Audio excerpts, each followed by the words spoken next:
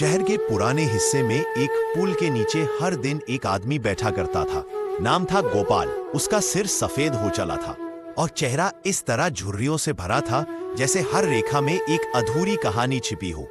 वो राह चलते लोगों से भीख मांगता और शाम को उसी पुल के नीचे सिमट कर सो जाता। गोपाल के लिए जिंदगी बस सुबह का उजाला और रात का अंधेरा थी, दोनों एक जैसे। एक तरफ तेज रफ्तार गाड़ियां गुजरती, दूसरी ओर उसकी झोली में कुछ गिने चुने सिक्के गिरते। एक अजनबी की बात, एक दिन जब धूप पुल के लोहे पर चमक रही थी, तभी वहां से एक युवा महिला गुजरी, सूट पहने, हाथ में चमकदार ब्रीफकेस। गोपाल ने हाथ बढ़ाया, माई कुछ दे दो पेट के लिए। महिला रुकी। उसने कुछ देर तक गोपाल की आंखों में देखा और कहा, तुम रोज कुछ ना कुछ मांगते हो पर कभी किसी को कुछ देते भी हो? गोपाल ठहाका मारकर हंस पड़ा। देता? अरे देवी, मैं तो खुद खाली हूं, दूसरों को क्या दूं? महिला मुस्कुराई। जब तक तुम खुद को खाली मानते रहोगे तब तक कोई तुम्हें भर नहीं सकता। जिंदगी लेन देन है, देना सीखे बिना पाना नामुमकिन है। इतना गोपाल देर तक उस वाक्य को दोहराता रहा, देना सीखे बिना पाना नामुमकिन है। सवालों की रातें उस रात नींद नहीं आई। पहली बार उसे अपने भीतर झांकने की इच्छा हुई, क्या मेरे पास सच में देने को कुछ नहीं है? 3 दिन तक वो सोचता रहा, कभी किसी बच्चे की मुस्कान देखता, कभी किसी बुजुर्ग के कदम लड़खड़ाते हुए। हर चेहरा उसे याद दिलाता कि शायद देने के लिए पैसा नहीं, भावना चाहिए। फिर चौथे दिन जब सूरज ढल रहा था, गोपाला की नजर पुल के नीचे बिखरी छोटी छोटी रंगीन कांच की गोलियों पर पड़ी। ये वही गोलियां थी जिनसे बच्चे खेलते थे और फेंक देते थे। उसके मन में एक विचार आया, क्यों ना मैं इन गोलियों को साफ करूं और जो भी मुझे सिक्का दे उसे ये छोटी चमकती गोलियां उपहार में दूं। वह उसी शाम से यह करने लगा।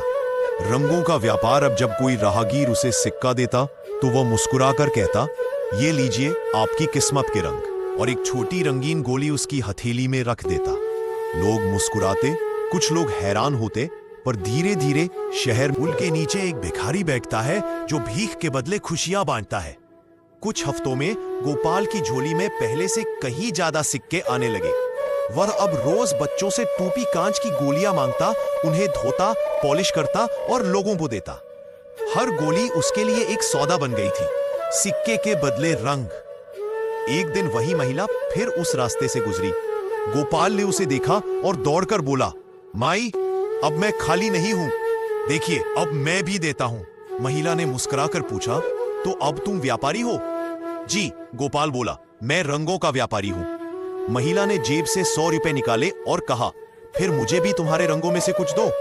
गोपाल ने उसे 3 चमकदार गोलियां दी, लाल, नीली और पीली।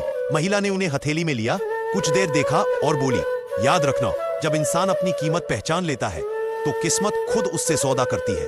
वह चली गई, पर यह वाक्य फिर गोपाल के दिल में उतर गया। उस रात गोपाल देर तक आसमान देखता रहा। वह सोचने लगा, क्या मैं अब भी भिखारी हूं? लोग मेरे रंग खरीदते हैं, तो क्या मैं व्यापारी नहीं? अगली सुबह उसने अपना फटा टटोरा उठाया और फेंक दिया। अब उसके पास एक पुराना टीन का डिब्बा था जिसमें उसने गोलियों को करीने से रखा। वह मुस्कुराता हुआ बोला, अब मैं व्यापार करूंगा, भीख नहीं मांगूंगा। वह पास की दुकान पर गया। दुकानदार से पूछा, क्या तुम मेरी ये गोलियां खरीदोगे? बच्चों को पसंद आएंगी। दुकानदार हंसा, कौन खरीदेगा ये टूटी चीजें?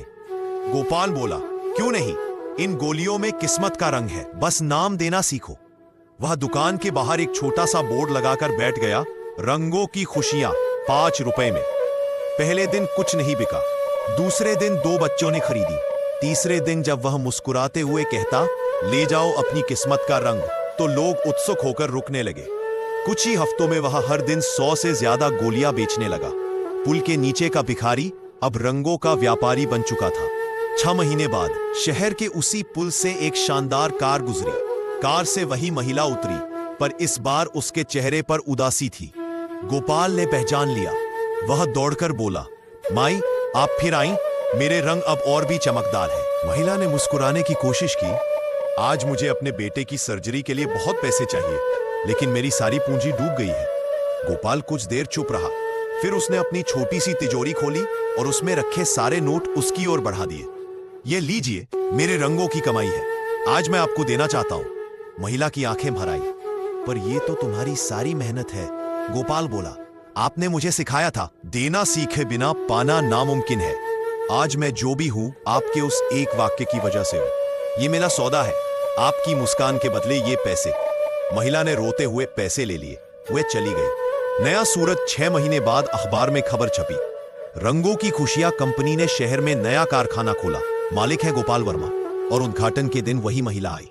अब वह सफल उद्यमी थी। गोपाल ने उसका स्वागत फूलों से किया।